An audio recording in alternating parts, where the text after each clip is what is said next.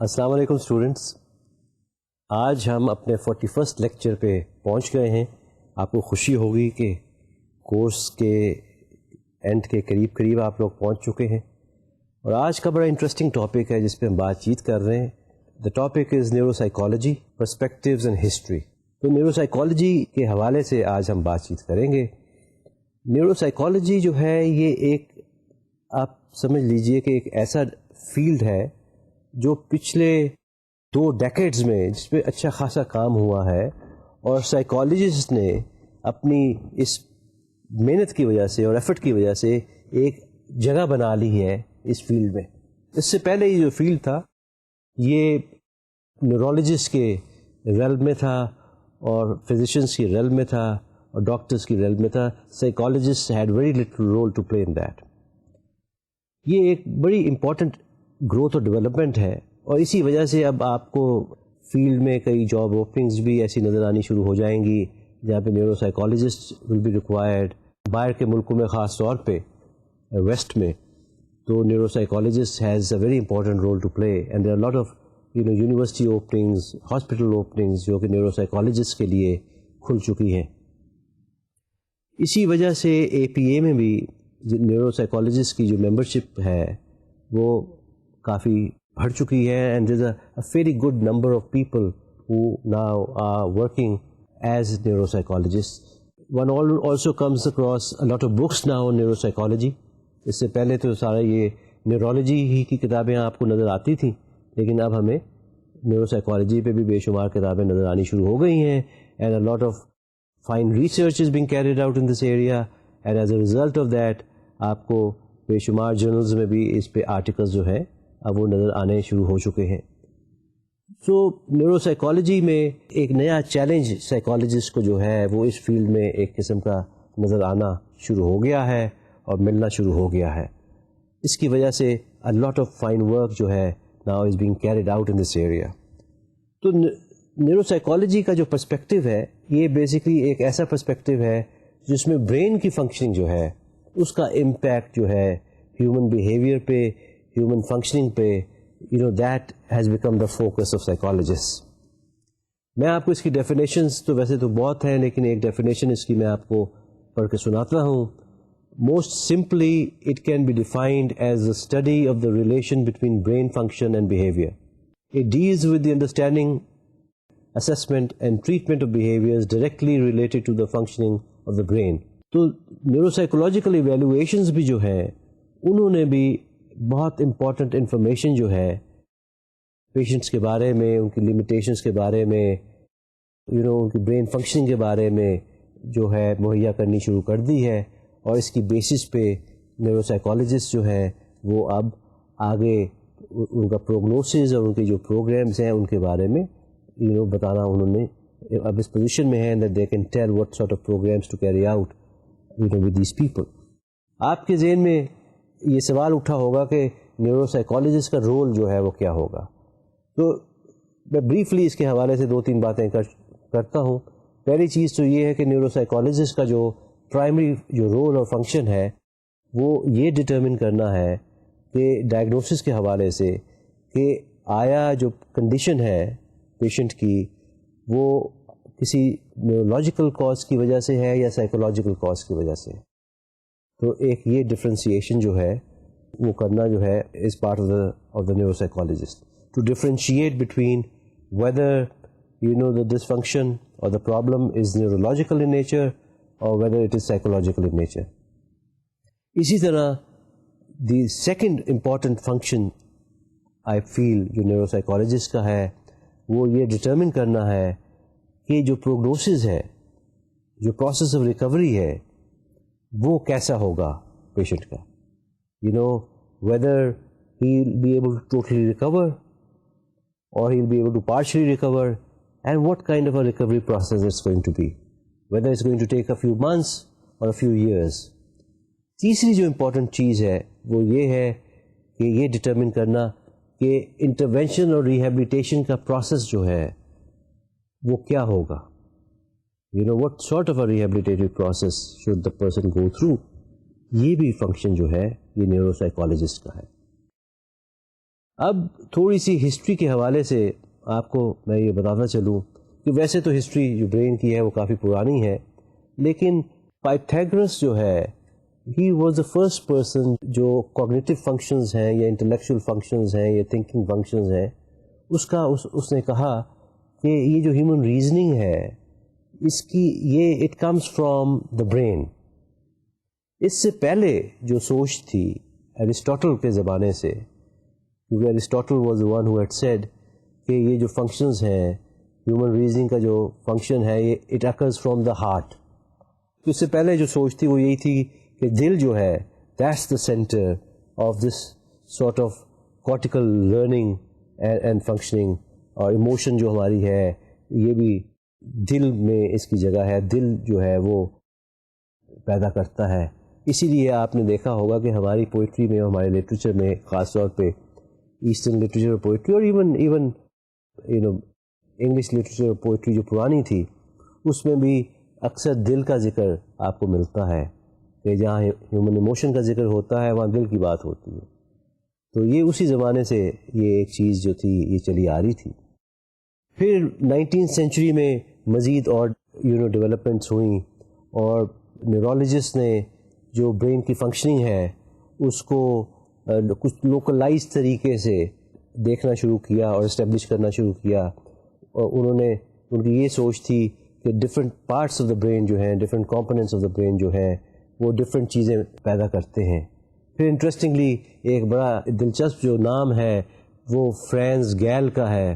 France Gall was a person جس نے phrenology, human phrenology کے ذریعے سے how the human face and the human skull is developed, اس کے تھرو اس نے ہیومن فنکشننگ کو, ہیومن پرسنالٹی کو کچھ ڈسکرائب کرنا شروع کیا.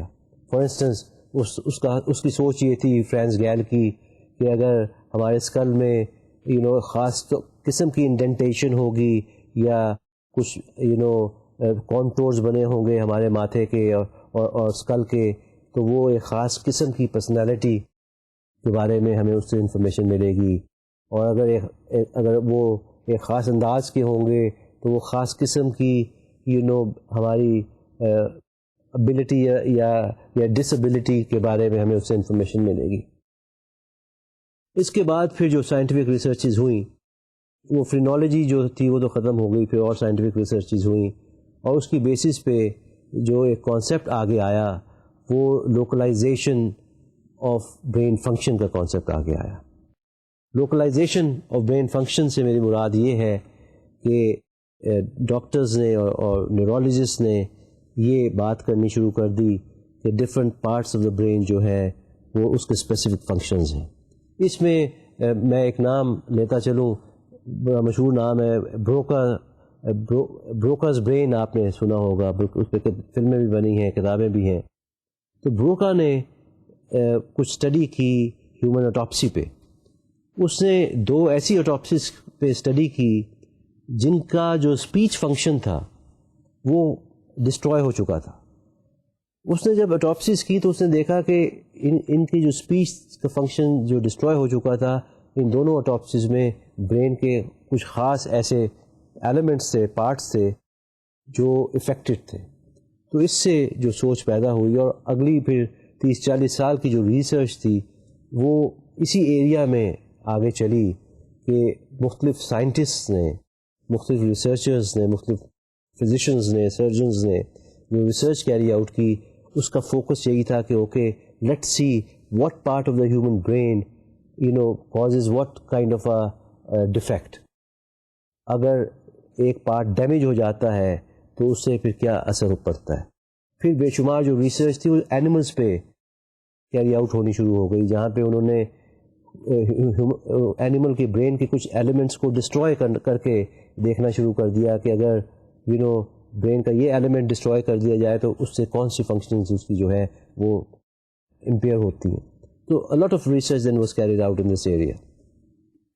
اس کے ساتھ ساتھ پھر ایک اور بڑا انٹرسٹنگ کانسیپٹ جو ہے اس ایریا میں وہ ڈیولپ ہوا، جس کو انہوں نے نام دیا کانسیپٹ آف ایکوی پوٹینشیلٹی. ایکوی پوٹینشیلٹی کا جو کانسیپٹ تھا، اس میں اس چیز کی بھی ایکسیپٹنس تھی کہ yes there are certain elements, there are certain functions human brain کے جہاں پہ specific parts are involved, but then there are other functions جن کو انہوں نے کہا کہ higher cognitive functions, higher emotional functions, higher analytical functions, جہاں پہ صرف specific part of the brain is not involved بلکہ brain as a whole is involved. تو اس سے جو کانسیپٹ آگے پیدا ہوا وہ ایک انہوں نے فنکشنل ماڈل کا کانسیپٹ پریزنٹ کیا. سائنٹسٹ کی سوچ یہ تھی کہ ایک فنکشنل ماڈل کی شکل میں اگر ہم برین کو دیکھیں تو پھر ہم اس کی فنکشننگ کو بہتر انڈرسٹینڈ کر سکتے ہیں. اور انہوں نے اس کے ساتھ ساتھ ایک کانسیپٹ جو ہے وہ different systems of the human brain کا کانسیپٹ پرووائڈ کیا. انہوں نے کہا کہ فار انسٹنس تھنکنگ کا ایک سسٹم ہے، پرسیپشن کا ایک سسٹم ہے، اراؤزل کا ایک سسٹم ہے. تو اگر یہ سسٹمز جو ہیں اگر یہ امپیئر ہو جاتے ہیں کسی ٹیومر یا کسی بھی وجہ سے کوئی برین ڈیمیج ہو جاتا ہے تو اس سسٹم سے ریلیٹڈ جو فنکشنز ہیں وہ بھی ڈیمیج ہو جائیں گے. اسی طرح انہوں نے ایک اور کانسیپٹ پریزنٹ کیا. انہوں نے کہا کہ ہیومن سسٹمز میں ایک ایسا پروسیس ہے جس کو پروسیس آف آرگنائزیشن کہتے ہیں. تو ان کی سوچ یہ تھی کہ پروسیس آف آرگنائزیشن سے اگر ہم سسٹمز کی ڈیمیج کو کسی حد تک درست بھی کر سکتے ہیں، ہم ان کی جو فنکشننگ ہے اس کو ریٹریو بھی کر سکتے ہیں، اور اس کی ریٹریول سے جو اس کا جو ڈیمیج ہے اس کو مارجنلائز کیا جا سکتا ہے.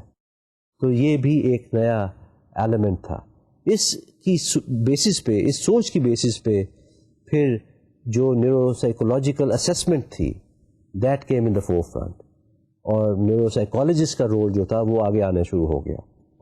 نیورو سائیکالوجسٹ سے نیورو سائیکولوجیکل اسیسمنٹ کا پرپز یہ تھا ڈٹرمن کرنا کہ جو لمیٹیشنز ہیں یا جو بیہیورل چینجز آ رہی ہیں یا جو کوگنیٹیو چینجز آ رہی ہیں، آیا اس میں ہیومن نیورولوجی کا یا برین کا کس حد تک دخل ہے.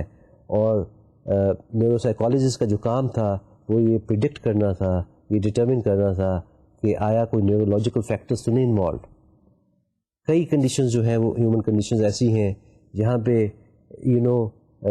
فار انسٹنس موٹر ایکٹیویٹی انسان کی سلو ڈاؤن ہو جاتی ہے، میموری لاسز ہونے شروع ہو جاتے ہیں، یا انسان چیزوں کو بڑی جلدی بھولنا شروع کر دیتا ہے، یا اس کی جو واک ہے وہ افیکٹ ہو جاتی ہے. تو یا اس کی ایبلٹی ٹو لرن جو ہے وہ افیکٹ ہونی شروع ہو جاتی ہے. تو نیورو سائیکولوجیکل اسسمنٹ کا جو مقصد تھا وہ یہی تھا ڈٹرمن کرنا کہ آیا یہ کوئی نیورو سائیکولوجیکل فیکٹرز کی وجہ سے چینج آ رہی ہے یا کسی اور فزیکل کنڈیشن کی وجہ سے چینج آ رہی ہے. اب میں بات کرنی چاہوں گا the beginning of neuro psychology کی. نیورو سائیکالوجی کی بگننگ میں آئی تھنک سیفلی ایک نام جو لیا جا سکتا ہے وہ ہالسٹیڈ کا نام ہے. Halstead was a person who did a lot of work in developing neuro psychological test. اس نے ایک بڑی ایکسٹینسو اسٹڈی، ایسی انٹینسو قسم کی اسٹڈی کیری آؤٹ کی جس کی بیسس پہ ہی was able to through factor analysis he was able to establish 10 different factors یا 10 different traits کہہ لیجیے جن کا نیورولوجیکل بیٹری کا حصے بنائے. اس کے بعد he had another person by the name of Ralph Wrighton جو اس کا اسٹوڈنٹ تھا، گریجویٹ اسٹوڈنٹ تھا. اس سے مزید ان لائنس پہ کام کیا اور انہوں نے ایک رائٹین نیورو سائیکولوجیکل بیٹری جو تھی وہ بنائی. یہ جو نیورو سائیکولوجیکل بیٹریز ہوتی ہیں یہ بہت لمبا ایک ٹیسٹنگ کا طریقہ ہے. I mean it's a very powerful tool, لیکن آج کل کے موجودہ زمانے میں جب کہ وقت کی جو ہے کمی جو ہے وہ ایک قسم کی واقع ہو گئی اور وقت کی ویلیو جو ہے وہ لوگوں کو پتہ چل گئی ہے، تو یہ ایسی بیٹری تھی جس کو 5 7 دن کئی دفعہ لگ جاتے تھے for a person to go through that. 5 7 دن سے میری مراد ہے کہ every day 1 hour plus was spent on testing. تو اس سے یہ ہوا کہ پھر ایک نئی سوچ پیدا ہوئی نیورو سائیکالوجسٹ میں. انہوں نے ایسے ٹیسٹ بنانے شروع کر دیے اور ایسی کہ were focus to certain questions that referral questions that neuropsychologists would have in their mind. اگر ایک خاص قسم کا ڈیمیج واز سسپیکٹڈ تو اس ایریا کی پروبنگ کے لیے جو ٹیسٹ تھے وہ یوز کرنے انہوں نے شروع کر دیے. As a result of that جو نیورو سائیکولوجیکل اسسمنٹ تھی وہ sort of became a little flexible. They became a little flexible in that. انہوں نے ریئلائز کر لیا کہ جی پوری ٹیسٹ بیٹری دینے کی بجائے اور اس پہ 8 10 دن لگانے کی بجائے اگر اسپیسیفک ٹیسٹ دے کے جو سب ٹیسٹ ہیں اور ہمیں انفارمیشن مل جائے تو that's more effective way of getting that information. اب اس جنکچر پہ میں تھوڑی سی برین کی بات کرنا چاہوں گا، برین اسٹرکچر کی بات کرنا چاہوں گا، برین فنکشن کی بات کرنا چاہوں گا، کیونکہ بعد میں ہم نے جو ذکر کرنا ہے ڈفرینٹ کائنڈس آف امپیئرمنٹس کا یا ڈیمیج کا وہ اس سے کنیکٹڈ ہے. ہیومن برین جو ہے اس کو ہم 2 ہیمسفیئرز میں ڈیوائڈ کر سکتے ہیں. ان ادر ورڈز ہم برین کو بیچ میں سے یوں ایک قسم کا کاٹ سکتے ہیں. One is the left hemisphere, the other is the right hemisphere. اور ان کو جو چیز کنیکٹ بیچ میں کرتی ہے دونوں کو وہ کارپس کلوسم ہے، وہ ان کو کنیکٹ کرتا ہے. لیفٹ ہیمسفیئر جو ہمارا ہے وہ ہمارے رائٹ باڈی کو کنٹرول کرتا ہے اور رائٹ ہیمسفیئر جو ہمارا ہے وہ ہمارے لیفٹ باڈی کو کنٹرول کرتا ہے. So therefore there is a very close link between these 2 hemispheres. یہ ایچ ہیمسفیئر ہیز 4 لوبس. پہلا لوب جس کا ہم ذکر کرنا چاہوں گا وہ فرنٹل لوب ہے. فرنٹل لوب جو ہے یہ وہ حصہ ہے جو کہ in terms of evolution of the brain سب سے آخر میں ڈیولپ ہوا. اور آئی تھنک ایک چیز ذہن میں آپ یہ رکھیں کہ ہمارے اور جانور کے درمیان جو ایک بہت بڑا فرق ہے وہ فرنٹل لوب کی ڈیولپمنٹ کا فرق ہے. فرنٹل لوب ایک ایسا حصہ ہے ذہن کا کہ جو ہمیں فیڈ بیک دیتا ہے، جس کی بدولت we are able to analyse the situation, we are able to analyse the reaction of people and then we are able to determine whether we need to do a thing or we need not to do a thing. تو یہ ایک feed back system ہے جو homo sapiens میں پایا جاتا ہے اور باقی اینیملز میں جو ہے وہ اتنا ڈیولپ نہیں ملتا. اسی طرح یہ وہ سسٹم ہے جس میں بے شمار ہمارے ایگزیکٹو فنکشنز جو ہے وہ لائے کرتے ہیں، ریزائڈ کرتے ہیں آپ کہہ لیجیے. مثلاً فارمولیٹ کرنے کا چیز، ڈیولپ ایک چیز کرنے کا، پلان ایک چیز کرنے کا، ایک چیز کو کیری آؤٹ کرنے کا فنکشن جو ہے، ایک گول ڈائریکٹڈ انیشیٹو لینے کا جو فنکشن ہے یہ بھی اسی میں ریزائڈ کرتا ہے. اسی طرح ایک بہت امپورٹنٹ اور فنکشن جو اس میں ریزائڈ کرتا ہے وہ ایموشنز کی ماڈولیشن ہے کہ ہم نے ایک ایموشن کو کس طرح ایکسپیرئنس کرنا ہے، اس کو آیا بہت اس کی انٹینسٹی جو ہے بہت انٹینس طریقے سے اسے ایکسپیرئنس کرنا ہے، کم ایکسپیرئنس کرنا ہے. یہ بھی فرنٹل لوب کا فنکشن میں یہ چیز شامل ہوتی ہے. دوسرا جو لوب ہے اس کو ہم کہتے ہیں ٹیمپورل لوب. ٹیمپورل لوب جو ہے یہ ہمارا جو لنگوسٹک ایکسپریشن جو ہے بات چیت کرنے کی جو ہماری ایبلٹی جو ہے، یہ جو انداز جو ہمارا ہے، لینگویج کا جو یوز ہے، یہ فرنٹل لوب میں کنٹرول اس کو کرتا ہے. اسی طرح دیکھنے میں یہ آیا ہے کہ جو مختلف ساؤنڈز کو، جو مختلف ریدمز جو ہیں، ٹونز جو ہیں، ان کی جو ماڈولیشن جو ہے اور ان کا جو میننگ جو ہے وہ بھی ہمارا یہ جو ٹیمپورل لوب ہے یہ اس کو کنٹرول کرتا ہے. اسی طرح جو تیسرا جو لوب ہے اس کو ہم پرائٹل لوب کہتے ہیں.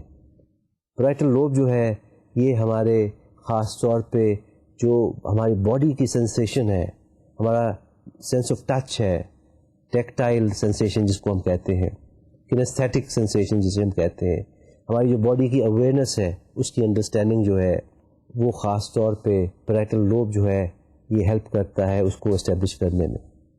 اسی طرح جو چوتھا جو لوب ہے اسے اوسیپیٹل لوب ہم کہتے ہیں.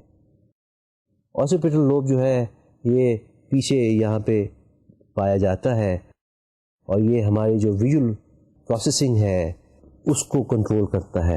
ہماری موٹر کوآرڈینیشن جو ہے, ہماری ایبلٹی جو ہے چیزوں کو ویژولی اور مسکولرلی کوآرڈینیٹ کرنا ہے, یہ بھی اس کا بھی جو ایکویلیبریم ہے اور مسل ٹون کا جو ایکویلیبریم ہے وہ اسی ایریا میں پایا جاتا ہے.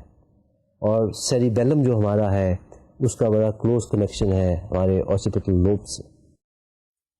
اب میں ذکر کرنا چاہوں گا کچھ ایسے اینٹیسیڈنٹس کا یا ایسی چیزوں کا جو برین ڈیمیج کاز کر سکتی ہیں. ان میں سب سے پہلی چیز از ٹراما. ٹراما جو ہے وہ کئی فارمز اختیار کر سکتا ہے. اکثر اوقات ٹراما جو ہے وہ ایکسیڈنٹ کی شکل میں اٹ ٹیکس پلیس. سب سے زیادہ ٹراما جو ہے وہ کار ایکسیڈنٹس یا موٹر بائک ایکسیڈنٹس یا اس طرح کے ایکسیڈنٹس یا falling from from a leader یا فالنگ فرام سم پلیس اس کی شکل میں اٹ ٹیکس پلیس. یہ کافی سیریس کنڈیشن ہو سکتی ہے. اس میں بیسکلی 3 ٹائپس کے ٹراماز ہوتے ہیں. پہلا جو ٹراما ہے اس کو ہم کانکشن کا نام دیتے ہیں. کانکشن کا جو ٹراما ہے وہ basically it's not sort of a very serious kind of a trauma. Temporarily brain کو چوٹ لگتی ہے and then person comes out of it. Invariably کوئی ایکسٹینسو ہاسپٹلائزیشن کی ضرورت نہیں ہوتی اور انسان ٹھیک ہو جاتا ہے. دوسرا جو ٹراما ہے اس کو ہم کنٹوژن کا نام دیتے ہیں. یہ جو پہلا ٹراما ہے از نارملی ناٹ فیٹل, یہ چیز ذہن میں آپ رکھیے. یہ جو دوسرا جو ہے اس کو ہم کنٹوژن کا نام دیتے ہیں. کنٹوژن جو ہے یہ بیسکلی کیا ہے؟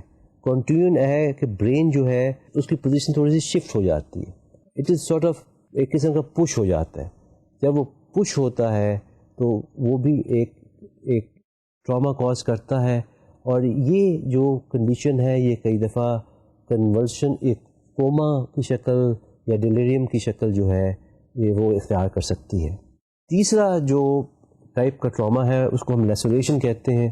لیسوریشن ایک ایسا ٹراما ہے جس میں جو برین ٹیشو ہے وہ ایک کسی حد تک ڈسٹروائے ہو جاتا ہے. اور اس کی ایگزامپل جو ہے وہ آپ یہ سمجھ لیجئے کہ اگر کوئی تیز چیز سر پہ آ کے لگے اس سے that it can cause damage of brain tissue. یا for instance if somebody is hit by a bullet, that bullet when it pierces through the brain تو وہ اس ٹیشو کو ڈسٹروائے کر دیتی ہے. تو اس کو ہم یہ ایک ایسا ٹراما ہے جو ایکچوئل رپچر کاز کرتا ہے برین میں. اور یہ is a very serious kind of a damage. اب ہم بات کریں گے سیریبرو ویسکولر ایکسیڈنٹ کی. اس کو عام زبان میں ہم اسٹروک کا نام دیتے ہیں. And this is a condition in which the blood vessel ruptures. یہ 2 قسم کی اسٹروکس ہوتی ہیں. ایک جو ہے اس کو ہم اوکلوژن کا نام دیتے ہیں. اور اوکلوژن میں بیسکلی جو بلڈ کلاٹنگ ہوتی ہے اور اس بلڈ کلاٹنگ کی وجہ سے certain kind of a impairment that comes in human functioning. sometimes اس کلاٹنگ کی وجہ سے cognition افیکٹ ہو جاتی ہے, sometimes memory افیکٹ ہو جاتی ہے, sometimes the ability to walk affect ہو جاتی ہے. تو یہ تو اوکلوژن کہلاتی ہے. اور دوسری جو ٹائپ کی اس کو ہم سیریبرل ہیمریج کا نام دیتے ہیں. سیریبرل ہیمریج میں جو ویسل ہے, بلڈ ویسل جو ہے وہ بالکل رپچر کر جاتی ہے. اس کی وجہ سے the person the vessel is damaged, the brain tissue is damaged, and it causes a lot of destruction. Invariably جب cerebral hemorrhage ہوتا ہے تو that invariably can be fatal, and sometimes even if a person does not die because of it, تو اس کے کئی functions جو ہیں وہ immobilize ہو جاتے ہیں کہ for instance a certain part of the body may be paralyzed, or he may have speech problems, or he may have memory difficulties. تو اس کی جو functioning ہے وہ definitely after such a stroke جو ہے وہ افیکٹ ہو جاتی ہے. اب میں بات کرنی چاہوں گا ٹیومرز کی. ٹیومر ایک ایسی گروتھ ہے جو brain outside the brain and inside the brain دونوں لیولس پہ it can takes. And a tumour جو ہے invariably then causes immobilization and impairment of functioning depending on وہ ٹیومر جو ہے وہ کس جگہ پہ takes place. The particular place of the tumor in itself جو ہے also determines the the degree of impairment جو اس سے ہوتی ہے. ٹیومرز جو ہیں یہ invariably ان کا جو ٹریٹمنٹ ہے اٹس اے سرجیکل ٹریٹمنٹ, لیکن اس میں کئی دفعہ سرجری ان اٹ سیلف جو ہے دیٹ کین بی ہیزڈس, اور a lot of times یہ ڈٹرمن کیا جاتا ہے on the basis of the depth of the tumour. اگر ٹیومر بہت ڈیپ ہو برین کے اندر تو پھر انویریبلی سرجری نہیں کی جاتی, because surgery in itself can cause death. So tumour is اندر one of those conditions which is studied by neuropsychologists. ایک اور کنڈیشن جس کا میں ذکر کرنا چاہوں گا وہ ڈیجنریٹیو ڈیزیز کا میں بات کرنا چاہوں گا, کیونکہ ڈیجنریٹیو جو ڈیزیزز ہیں وہ بھی ہیومن فنکشننگ جو ہے اس کو بہت حد تک متاثر کر سکتی ہیں. ان میں ہنٹنگٹنس کوریا, پارکنسنس ڈیزیز اور الزائمرز ڈیزیز جو ہے یہ وہ کنڈیشنز ہیں جو کئی دفعہ بالکل ممک کرتی ہیں ایک ایسی اسٹیٹ کو جو جس میں کئی دفعہ ڈفرینشیٹ کرنے میں کچھ وقت لگ جاتا ہے کہ whether it is result of a mental problem اور whether it's a neurological problem. یہ جو ڈیزیزز ہیں ان میں سب سے کامن جو ہے وہ الزائمرز ڈیزیز ہے, اس کے بعد پارکنسنس ڈیزیز ہے, اور اس کے بعد ہنٹنگٹنس کوریا ہے. اب میں کچھ ایسی نیوٹریشنل ڈیفیشنسیز کا بھی ذکر کرنا چاہوں گا جس کی وجہ سے neurological and problems are caused. For instance اگر دیکھنے میں یہ آیا ہے کہ اگر ڈائٹ جو ہے over a long period of time proper نہ رکھی جائے, ایک ہیلدی ڈائٹ نہ رکھی جائے, اور خاص طور پہ پیپل ہو الکوہولک, ان میں یہ دیکھنے میں آیا ہے کہ وہ they start to live on alcohol and they stop taking a balance diet. اس کی وجہ سے بھی دیر آر certain kind of conditions they mimic like psychosis وہ پیدا ہو سکتی ہیں. اسی طرح دیکھنے میں یہ آیا ہے کہ ایک کنڈیشن ہے جس کا نام ہے پیلیگرا, اس میں وائٹامن B3 کی ڈیفیشنسی سے کاز ہوتی ہے.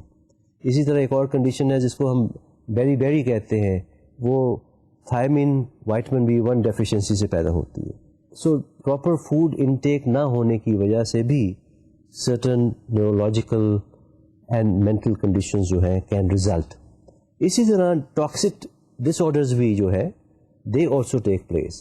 I mean there are certain kinds of metals جو ٹاکسنز ہوتے ہیں یا گیسز ایسی ہیں یا ایون سم پلانٹس ایسی ہیں جن کے انٹیک کے ساتھ ایک ٹاکسک یا پوائزنس افیکٹ ہم پہ پڑتا ہے, اور وہ ہمارے over a long period of time if we continue to be expose to for instance جس طرح آپ نے دیکھا کہ لیڈ جو ہے continuous long use of lead جو ہے that can cause brain damage also.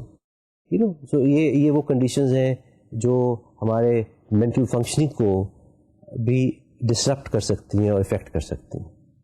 اب میں ذکر کرنا چاہوں گا کرونک الکوہول ابیوز کا. People who are alcoholics and chronically over a long period of time جو الکوہول کنزیوم کرتے ہیں they also become candidates for neurological and brain damage. Invariably ان کا جو لمبک سسٹم ہے اس پہ افیکٹ پڑتا ہے. یہ لمبک سسٹم جو ہے یہ ہماری ایموشنس کی جو کو ماڈولیٹ کرتا ہے, ان کو ریگولیٹ کرتا ہے, اور ہم میں سینسری انٹیگریشن جو ہمیں ریکوائرڈ ہوتی ہے یہ اس کو کنٹرول کرتا ہے. انویریبلی دیکھنے میں یہ آیا ہے کہ یہ ایک ایسا ریجن ہے جو الکوہولکس میں سب سے پہلے ایک قسم کا افیکٹ ہو جاتا ہے, اور اسی کی وجہ سے پھر اور پرابلمز جو ہیں وہ پیدا ہونی شروع ہو جاتی ہیں. اس کے علاوہ ایک اور ریجن جو افیکٹ ہوتا ہے اس کو ہم ڈائنسیفلون کہتے ہیں. ڈائنسیفلون جو ہے یہ برین کا ایک ایسا حصہ ہے جس میں کرونک یوز آف الکوہول کی وجہ سے یہ شرنک ہونا شروع ہو جاتا ہے, اور اس کی شرنکیج سے بے شمار ڈفرینٹ قسم کی پرابلم جو ہیں وہ پیدا ہونی شروع ہو جاتی ہیں. اسی طرح کرونک یوز آف الکوہول سے ہمارا جو سیریبیلم ہے جو ہماری موٹر کوآرڈینیشن کو کنٹرول کرتا ہے وہ بھی ڈیمیج ہو سکتا ہے, اور اس کی وجہ سے اکثر آپ نے دیکھا ہوگا کہ الکوہولکس جو ہیں they become prone to accidents, اور اس کی ایک وجہ یہی ہے کہ ان کی جو eye hand coordination, motor coordination جو ہے وہ افیکٹ ہو جاتی ہے, and they start having a lot of accidents. اب میں بات کرنا چاہوں گا کچھ ان کنڈیشنز کی جو کانسیکوینسز اور سمٹمز ہیں برین ڈیمیج کا. اس میں سب سے پہلی جو مینیفیسٹیشن ہے وہ آپ کہہ لیجئے کہ ہماری اپنی اورینٹیشن کی ہے. ہمیں اس کے بعد جو ہماری ٹائم اینڈ اسپیس کی اورینٹیشن ہے وہ افیکٹ ہو جاتی ہے. We tend to forget where we are sometimes. ہمیں یہ بھی بھول جاتا ہے کہ what time of the day it is. ہمیں ٹائم کا احساس نہیں رہتا, ہمیں جگہ کا احساس نہیں رہتا, ہمیں تاریخ یا دن کا احساس نہیں رہتا. تو یہ ٹائم اینڈ پلیس کی جو ڈس اورینٹیشن ایک قسم کی ہے جو ہو جاتی ہے. اسی طرح دوسرا جو ایفیکٹ اکثر دیکھنے میں آیا ہے وہ امپیئرڈ میموری کا ہے. اس میں دیکھنے میں یہ آیا ہے کہ انسان کی جو میموری ہے اس کے لیپسز شروع ہو جاتے ہیں, اور میموری لیپسز کی وجہ سے ہم ان لیپسز کو, ان گیپس کو فل کئی دفعہ ایسی چیزوں سے کرنا شروع کر دیتے ہیں جن کا تعلق ریالٹی سے نہیں ہوتا. وہ ہمارا we tend to just make up things to fill those gaps. اسی طرح جو تیسرا جو ایلیمنٹ ہے امپیئرمنٹ کا وہ انٹلیکچوئل فنکشننگ کا ہے.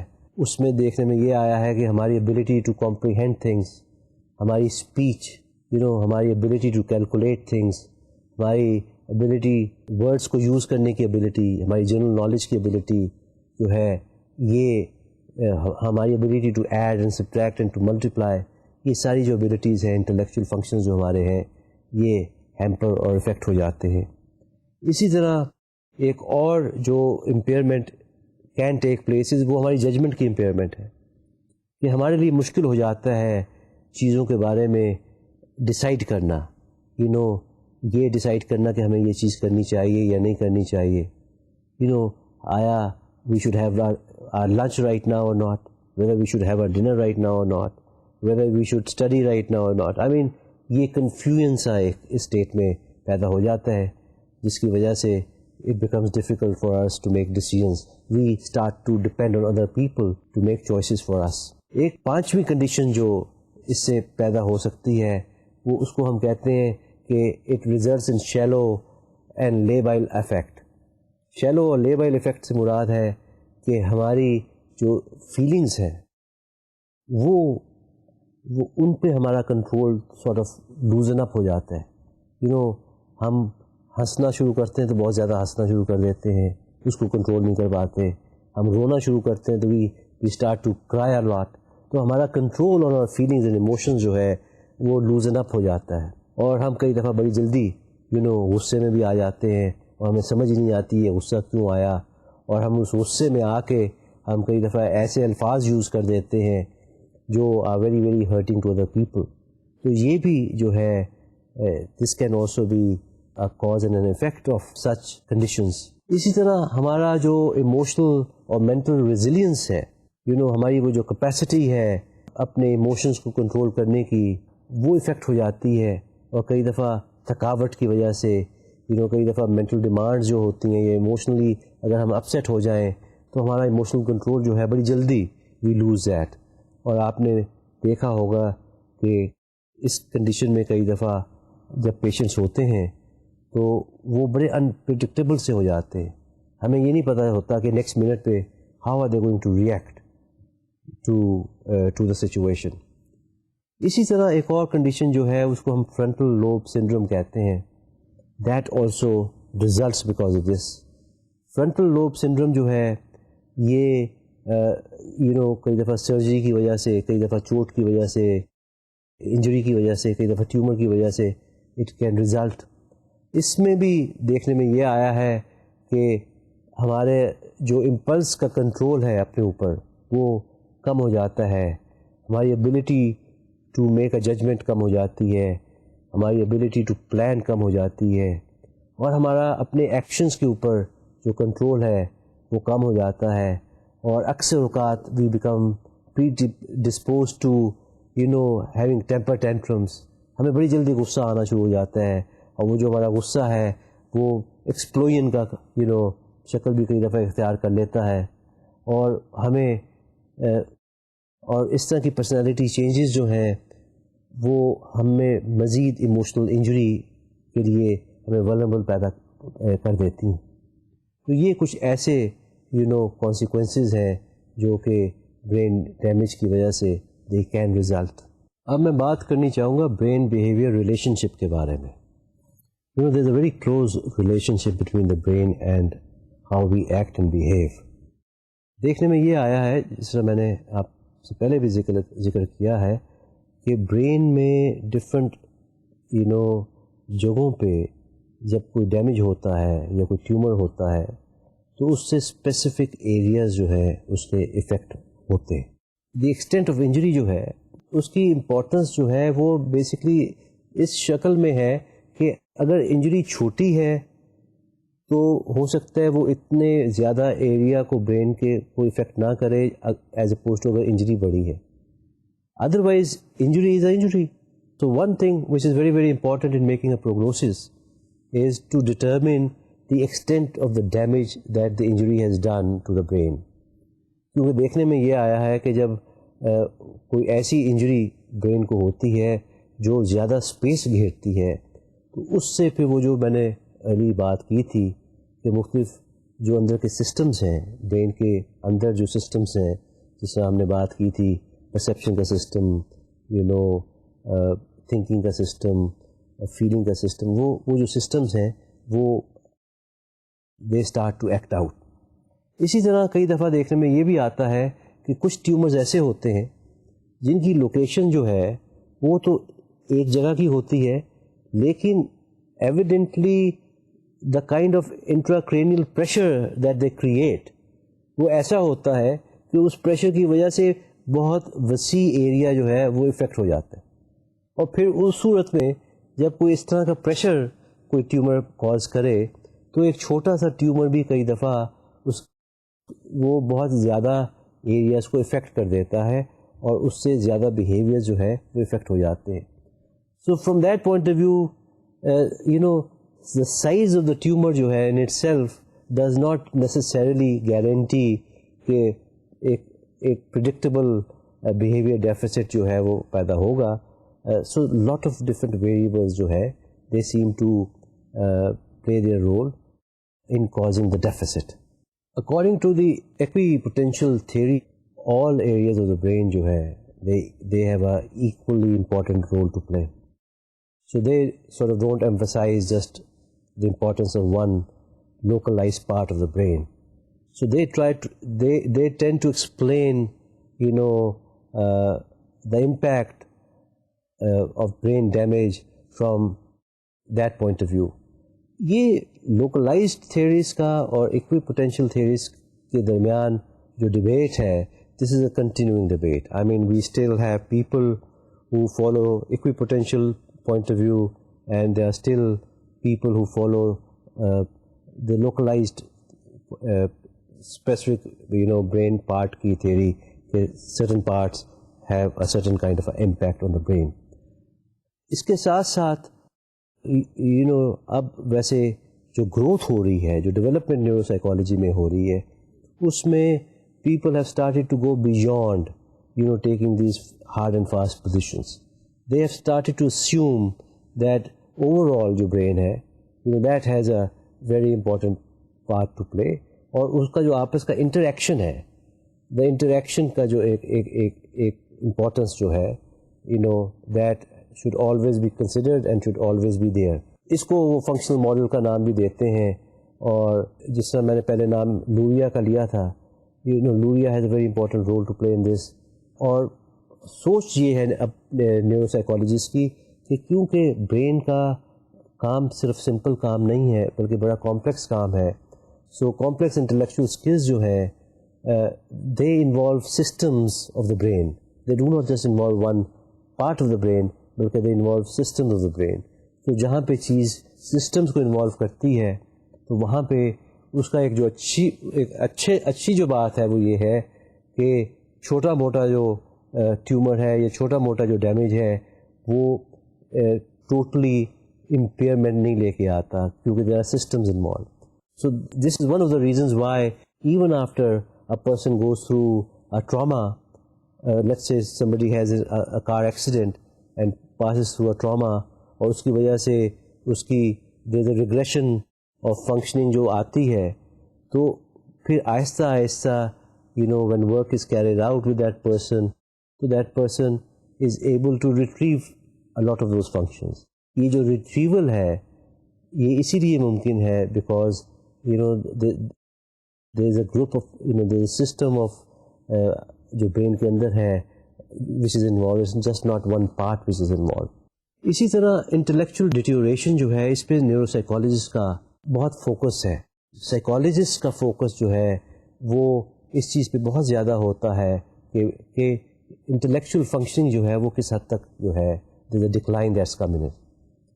اور یہ constantly they are making an effort to determine کہ یہ جو انٹلیکچوئل ڈیٹیوریشن ہے to what degree is it a result of of a trauma اور آف اے نیورولوجیکل فنکشن, یا آیا کوئی اور ایسی سائیکوٹک کنڈیشن ہے جس کی وجہ سے یہ انٹلیکچوئل ڈیٹیوریشن جو ہے یہ آ رہی ہے, یا لیک آف موٹیویشن اگر انسان میں آنی شروع ہو گئی ہے, یا آیا is it because of emotional problems or is it because of some other neurological change that is coming in the person.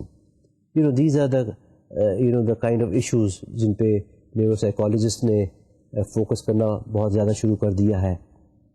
اسی طرح ڈکلائن جو ہیومن ڈکلائن ہے خاص طور پہ جو کئی دفعہ اولڈ ایج میں شروع ہوتی ہے, اس میں بھی there is a constant monitoring done by neuropsychologists.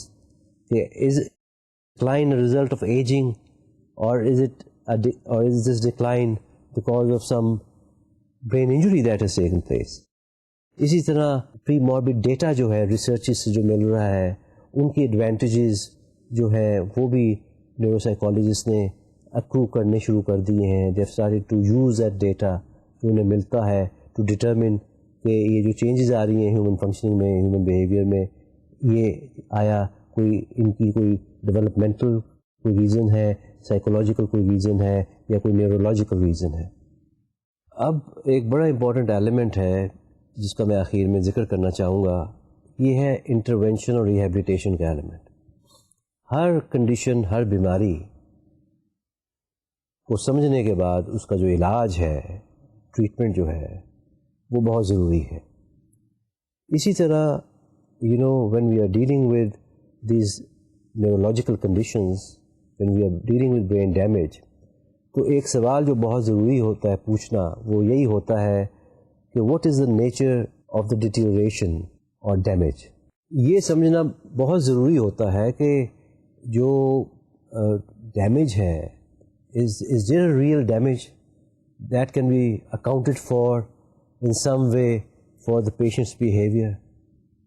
These are the key questions and issues that have to be sorted out, and a very clear understanding and clear answers جو ہیں وہ neuro psychologist کے پاس ہونے چاہیے اس سے پہلے کہ وہ کوئی بھی انٹروینشن یا کوئی ریہیبلیٹیٹیو کام جو ہے شروع کرے. اسی طرح یہ بھی جاننا ضروری ہوتا ہے کہ یہ جو ڈیمیج ہوا ہے, okay let's say there is a damage, is it a diffuse sort of a damage or is it a focal sort of a damage?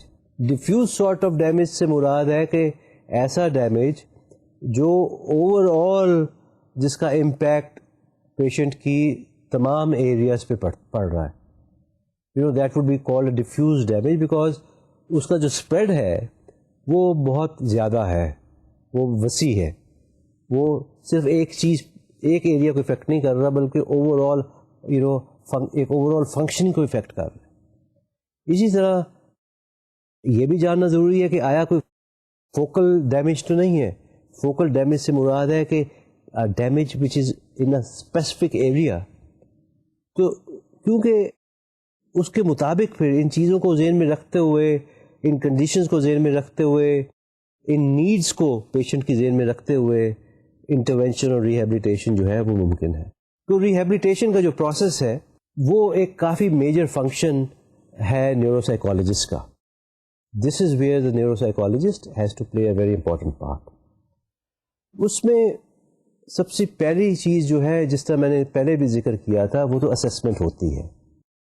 Assessment جو ہے ایک تھرو اسیسمنٹ ہونی چاہیے جس میں کلائنٹ کا یا پیشنٹ کی جو اسٹرینتھس ہیں ان کا اندازہ ہو جائے اور جو ڈیفیسٹس ہیں ان کا بھی ایک اچھا اندازہ ہو جائے. کیونکہ جہاں پہ نیورولوجیکل ڈیفیسٹس انوالو ہوتے ہیں وہاں پہ ذہن میں آپ یہ رکھیں کہ جو نیورولوجیکل ڈیفیسٹس ہیں یہ کچھ ڈیفیسٹس تو ایسے ہوتے ہیں which are there on a permanent basis, they are there to stay. So therefore آپ صرف ڈیفیسٹ پہ فوکس نہیں کرتے جب ریہیبلیٹیشن کا وقت آتا ہے, بلکہ آپ جو اسٹرینتھس ہیں ان کو لے کے آگے چلتے ہیں اور ان کو یوز کرتے ہیں to even compensate for some of the deficits that the person has. اس کا یہ مطلب ہرگز نہیں ہے کہ ڈیفیسٹ کو بہتر نہیں کرنے کی کوشش کی جاتی, لیکن ایک ذہن میں چیزوں کو ایک بیلنس طریقے سے اٹینڈ کیا جاتا ہے کہ ڈیفیسٹ پہ بھی آہستہ آہستہ سے کام کیا جاتا ہے تاکہ جو بھی اس میں امپروومنٹ یا بہتری آ سکتی ہے وہ لائی جائے, لیکن ساتھ ساتھ جو اسٹرینتھس ہیں وہ ایریا جو اس کے افیکٹڈ نہیں ہیں ان ایریاز کو میکسیمائز کیا جاتا ہے, ان کی یوٹیلائزیشن کو میکسیمائز کیا جاتا ہے تاکہ چیزیں جو ہے وہ بہتر سے بہتر طریقے سے ہو سکیں. یہ ایک بڑا امپورٹنٹ ایلیمنٹ ہے اس طرح کی کنڈیشن میں لوگوں کے ساتھ کام کرنے میں کہ آپ ان کا جو ریہیبلیٹیٹو پروگرام ہے وہ صرف پیورلی ڈیفیسٹ بیسڈ نہیں بناتے بلکہ آپ اسٹرینتھس کو زیادہ ذہن میں رکھتے ہیں. اور یہ چیز جو ہے یہ میں نے دیکھا ہے کہ خاص طور پہ ایسے بچے جن کا انٹلیکچوئل فنکشننگ لیولس تو نارمل ہے لیکن اگر ان کی کوگنیٹو فنکشننگ جو ہے, ان کی مینٹل پروسیسنگ سپیڈ سلو ہے, اگر وہ ویژول پروسیسنگ سپیڈ سلو ہے یا آڈیٹری پروسیسنگ سپیڈ سلو ہے, تو پھر ان کے ساتھ کچھ ایسی اسٹریٹجیز یوز کی جاتی ہیں کہ جس سے ان کی پروسیسنگ سپیڈ بھی بہتر ہو, جس حد تک بہتر ہو سکتی ہے وہ کی جائے, لیکن ساتھ ساتھ ان کی ان ایریاز کو لیٹ سے کہ اگر ایک بچے کی جو capacity to visually see a thing and memorise a thing and اور مائنڈ جو ہے اس کی کیپیسٹی چیز کو ویژولی دیکھ کے پروسیس کرنے کی تیز ہے اور اسٹرانگ ہے, تو وہاں پہ ہم اس کو کہیں گے کہ آپ چیزوں کو ویژولی السٹریٹ کریں, آپ چیزوں کو ویژولی ریپرزینٹ زیادہ سے زیادہ کریں تاکہ وہ آپ کی کمی جو آڈیٹری پروسیسنگ کی ہے وہ کسی حد تک کمپنسیٹ ہو سکے اور آپ آگے چل سکے, آپ آگے بڑھ سکے. تو یہ بیسکلی فنکشنل جو سسٹم ہے, جو فنکشنل ماڈل ہے وہ یہی ہے کہ انسان کی اوور آل ایک پکچر بنائی جائے, ایک اوور آل پروفائل بنائی جائے اور اس پروفائل کو ذہن میں رکھتے ہوئے, اس کی اسٹرینتھس کو ذہن میں رکھتے ہوئے آگے چلا جائے. اور اس جگہ میں آپ کو یہ بھی بتاتا چلوں کہ کئی دفعہ ہم سب بہت حیران ہوتے ہیں کہ اسپونٹینیس ریکوری جو ہے ٹیکس پلیس. اسپونٹینیس ریکوری کیا ہے؟ اسپونٹینیس ریکوری ہے اکثر اوقات ہم کہتے ہیں دیکھو اللہ میاں نے خود سے ہی یہ چیز جو تھی, ایک ڈیفیسٹ جو تھا اس کو دور کر دیا. تو یہ جو خود سے دوری ہے جو اللہ تعالیٰ کی طرف سے آتی ہے, یہ بھی اسی وجہ سے آتی ہے کہ وہ جو اندر وہ جو سسٹمز کی بات ہم نے پہلے کی تھی, فنکشنل سسٹمز کی بات کی تھی, اندر کلسٹرز کی بات کی تھی, ان میں کئی دفعہ اللہ تعالیٰ کی طرف سے کچھ اس کی ہیلنگ جو ہے وہ خود بخود ہونی شروع ہو جاتی ہے. جب وہ ہیلنگ ٹیکس پلیس تو انسان میں وہ جو ڈیفیسٹ ہوتا ہے, جو پرابلم آ رہی ہوتی ہے, وہ دور ہونی شروع ہو جاتی ہے. تو اس اچھے ایک پازیٹیو نوٹ کے ساتھ میں آج کا جو یہ لیکچر ہے نیورو سائیکالوجی کا, اس کو میں ختم کرتا ہوں. انشاءاللہ اگلی دفعہ پھر ملاقات ہوگی. خدا حافظ.